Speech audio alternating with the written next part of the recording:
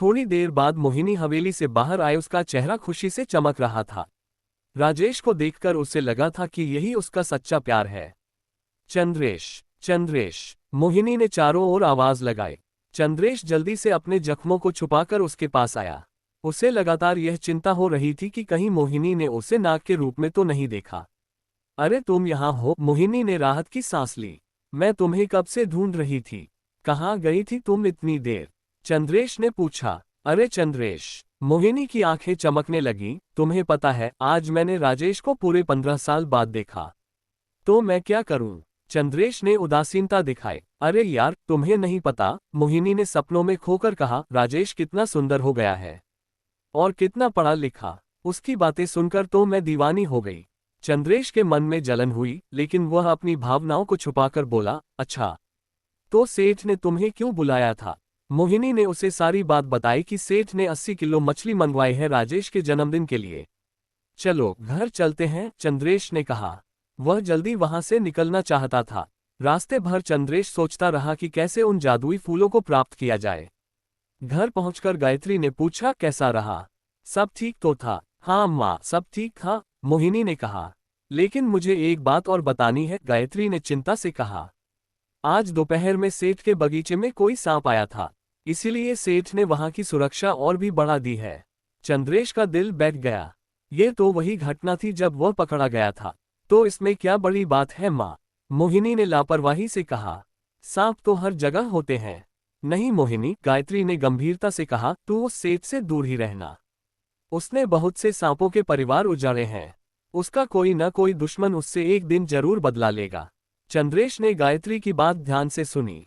लगता था कि गायत्री को सेठ की सच्चाई के बारे में कुछ पता था। अगली शाम राजेश के जन्मदिन की धूमधाम से तैयारी हो रही थी।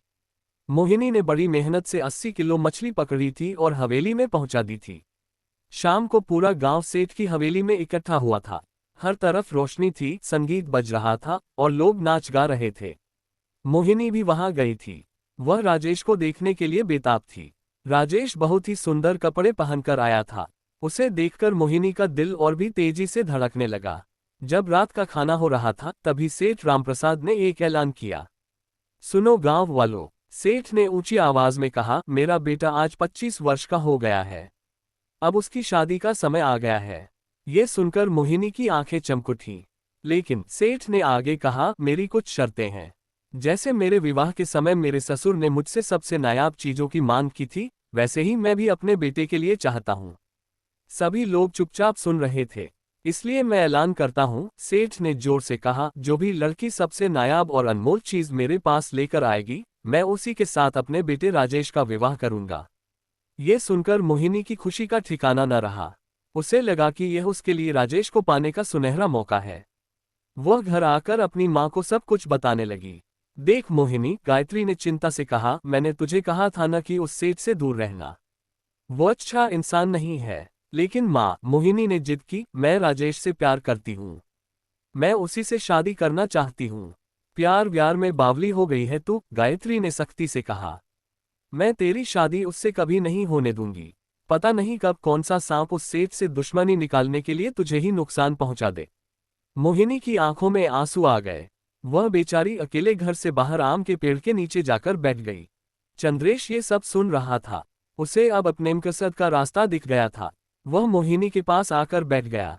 क्यों उदास हो? चंद्रेश ने पूछा। मोहिनी ने रोते रोते उसे सब कुछ बताया।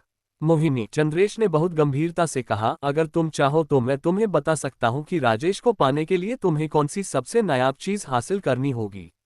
मोहिनी की आंखें चमक गईं। क्या सच में? तुम्हें पता है? हाँ, चंद्रेश ने कहा, लेकिन ये बहुत गुप्त बात है। तुम्हें वादा करना होगा कि तुम किसी को नहीं बताओगी। मैं कसम खाकर वादा करती हूँ, मोहिनी ने उत्साह से कहा, अपनी माँ को भी नहीं बताऊंगी। चंद्रेश ने सांस भरी और कहना शुरू किया, मोहिनी, तुम्हें मालूम है कि सेठ ने अपने बगीचे में इतना कड़ा पहरा क्यों लगाया है? नहीं, मोहिनी ने कुतूहल से पूछा। क्योंकि वहां दुनिया की सबसे नायाब चीज है, चंद्रेश ने रहस्यमय अंदाज में कहा। एक जादुई पेड़ है जिस पर अमूल्य फूल लगते हैं। मोहिनी की सांस तेज हो गई। जब भी कोई साफ दिल का इंसान उस पेड़ को छूता है, चंद्रेश ने आगे कहा, तो उस पेड़ की हर डाली चमक उठती है। और उसमें जो फूल लगते हैं उनके बीच में जो बीज होता है वो नागमणि से कम नहीं होता। नागमणि। मोहिनी की आंखें फैल गईं। हाँ, और नागमणि जैसी चीज से ज्यादा नायाब और कुछ नहीं होता, चंद्रेश ने कहा। मोहिनी सोच में पड़ गई। लेकिन चंद्रेश, अगर वहां इतना पहरा है तो मैं कैसे? ये काम बहुत जोखिम भरा है, चंद्रेश ने चेतावनी दी। अगर सेठ को पता चल गया तो वो तुम्हें जान से मार देगा। मोहिनी ने हिम्मत जुटाई। मैं राजेश से शादी करने के लिए कुछ भी कर सकती हूँ। कल समारोह है और सभी लड़कियां अपनी नायाब चीजें दिखाएंगी। मैं भी उस नागमणि जैसे बीज को ले जाऊंगी। चंद्रेश के चेहरे पर एक धूर्त मुस्कान आई। तुम्हारा धन्यवाद मोहिनी, तुमने मेरी बहुत मदद की है। मोहिनी को समझ नहीं आया कि चंद्रेश ने ऐसा क्यों कहा, लेकिन वह राजेश के सपनों में खो गई। आधी रात बीत चुकी थी। चांद पूरी तरह निकला हुआ था और उसकी रोशनी में सब कुछ चांदी जैसा चमक रहा था। मोहिनी धीरे धीरे उठी और सबकी नजरों से बचते हुए घर से बाहर निकली। उसके दिल में डर था, लेकिन राजेश का प्यार उस डर से कहीं ज्यादा मजबूत था। सेठ की हवेली तक का रास्ता उसे बहुत लंबा लग रहा था। हर आवाज पर वह चौंक जाती थी। हवेली के बगीचे के पास पहुंचकर उसने देखा कि वाकई में चारों ओर पहरा था। 2 पहरेदार मुख्य दरवाजे पर खड़े थे। मोहिनी ने बगीचे की दीवार के एक कमजोर हिस्से से अंदर घुसने की कोशिश की। बहुत मुश्किल से वह अंदर घुस पाई। बगीचे में अंधेरा था, लेकिन चांद की रोशनी में वह रास्ता देख पा रही थी। वो चंद्रेश के बताए हुए निर्देशों के अनुसार बगीचे के सबसे अंतिम कोने की ओर बढ़ी। और फिर वो देखा, वो जादुई पेड़। पेड़ सच में अद्भुत था। उसकी पत्तियां चांदी की तरह चमक रही थीं और उस पर लगे फूल हीरो की तरह जगमगा रहे थे। मोहिनी ने हिम्मत जुटाई और पेड़ के तने को छुआ। अचानक पूरा पेड़ एक तेज सुनहरी रोशनी से भर गया। हर डाली, हर पत्ती, हर फूल जगमगाने लगा। अरे, यह क्या हो रहा है? मोहिनी घबरा गई। लेकिन जल्दी ही रोशनी धीमी हो गई और अब मोहिनी ने देखा कि फूलों के बीच में सच में नागमणि जैसे चमकदार बीज लगे हुए थे। उसने जल्दी जल्दी कुछ फूल तोड़ लिए और उन्हें अपने कपड़े में बांध लिया। तभी उसे लगा कि कोई आवाज आ रही है। एक पहरेदार को कुछ शक हुआ था और वह बगीचे की ओर आ रहा था। मोहिनी घबराकर भागने लगी। हड़बड़ी में उसकी गले की ताबीज वहीं गिर गई। वो किसी तरह दीवार फांदकर बाहर निकली और सांस लेते हुए घर की ओर भागी। चंद्रेश बेसब्री से मोहिनी का इंतजार कर रहा था।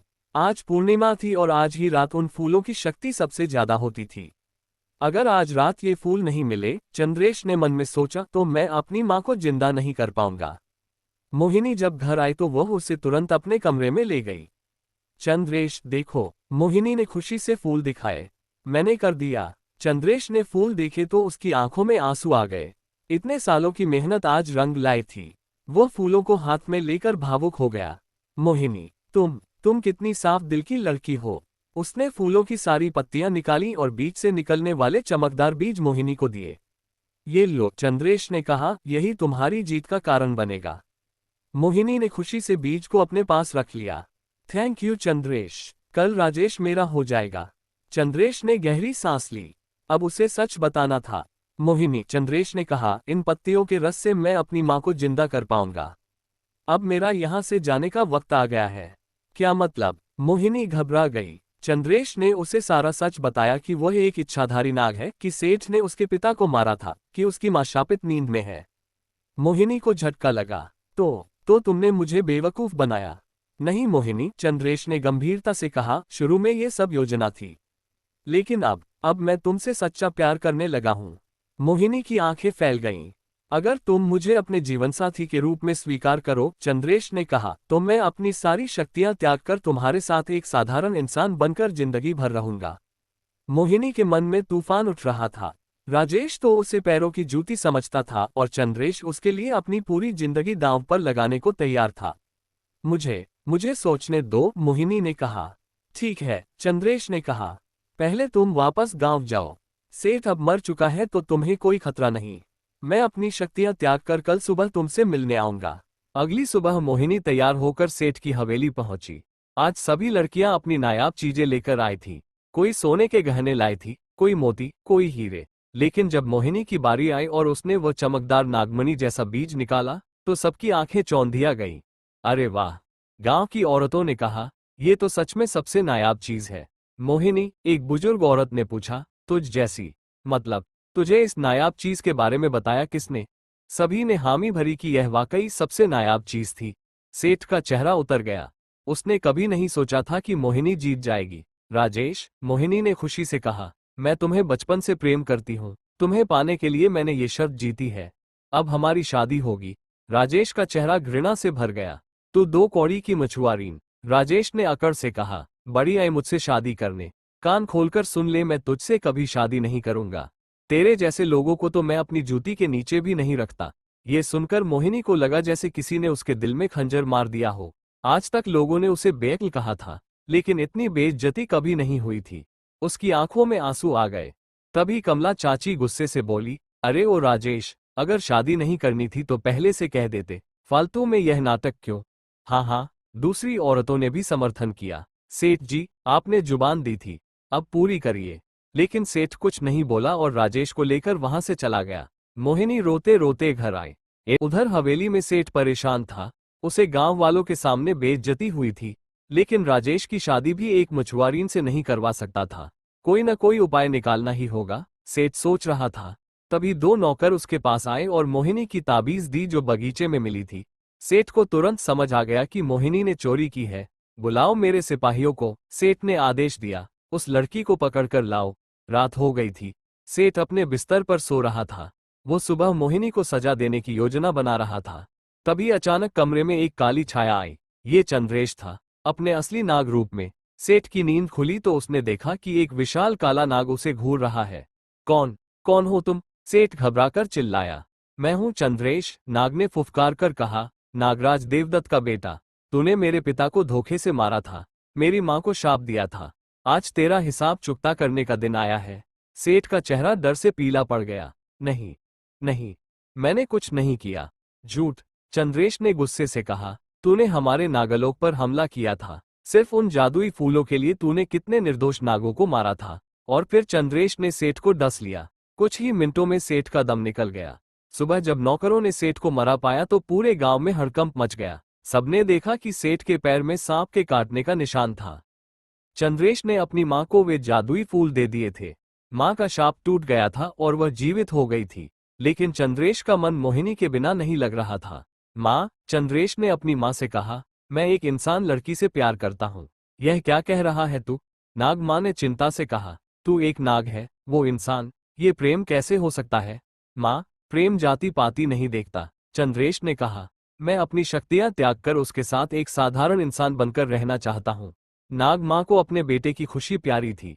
ठीक है बेटा, अगर यही तुझे खुश रखता है तो मैं तेरे फैसले का सम्मान करती हूँ। इधर मोहिनी दुखी होकर चंद्रेश को ढूंढ रही थी। राजेश की बेइज्जती ने उसे बता दिया था कि असली प्यार क्या होता है। वो उसी जगह पहुंची जहां पहली बार चंद्रेश से मिली थी, समुद्र के किनारे की चट्टान पर। चंद्रेश, वो चिल्लाई, मैं जानती हूं तुम यहाँ कहीं हो, प्लीज आ जाओ। और तब चंद्रेश वहां आया। लेकिन अब वो एक साधारण इंसान था। उसकी जादुई शक्तियां चली गई थी। मोहिनी, चंद्रेश ने प्रेम से कहा। चंद्रेश, मोहिनी खुशी से उसके पास दौड़ी। मैंने अपना फैसला कर लिया है। राजेश ने मुझे दिखा दिया कि वो कैसा इंसान है। लेकिन तुमने मेरे लिए अपनी जान तक की परवाह नहीं की। तो क्या तुम? चंद्रेश ने आशा भरी नजरों से पूछा। हाँ, मोहिनी ने शर्माते हुए कहा, मैं तुमसे शादी करूंगी। चंद्रेश की खुशी का कोई ठिकाना नहीं था। उसने मोहिनी को गले लगा लिया। मोहिनी और चंद्रेश का विवाह बहुत सादगी से हुआ। गायत्री को चंद्रेश पहले से ही पसंद था, और जब उसे सच्चाई पता चली तो वह और भी खुश हुई। चंद्रेश ने अपनी सारी शक्तियां त्याग दी थी, लेकिन उसे कोई पछतावा नहीं था। मोहिनी का प्यार उसके लिए किसी जादू से कम नहीं था। वे दोनों मछली पकड़कर अपना जीवन यापन करने लगे। मोहिनी अब ज्यादा समझदार हो गई थी, और चंद्रेश हमेशा उसका साथ देता था। गांव के लोग भी अब मोहिनी को बेअक्ल नहीं कहते थे। उन्होंने देखा था कि प्रेम कैसे एक व्यक्ति को बदल देता है। सेठ की मृत्यु के बाद राजेश शहर चला गया था। उसे एहसास हो गया था कि उसने कितनी बड़ी गलती की थी। एक दिन शाम को जब मोहिनी और चंद्रेश समुद्र के किनारे बैठे हुए थे, मोहिनी ने कहा, चंद्रेश, क्या तुम्हें अपनी शक्तियों का अफसोस होता है? चंद्रेश ने मुस्कुराते हुए कहा, बिल्कुल नहीं। असली जादू तो प्रेम में है, मोहिनी, और तुम्हारे साथ हर दिन एक नया जादू है। मोहिनी का दिल खुशी से भर गया। उसने सीखा था कि सच्चा प्यार वो नहीं होता जो बाहरी चमक दमक देखता है, बल्कि वो होता है जो दिल की गहराई को समझता है। और इस तरह समुद्र की लहरों के बीच 2 प्रेमी खुशी से अपना नया जीवन शुरू करते हैं।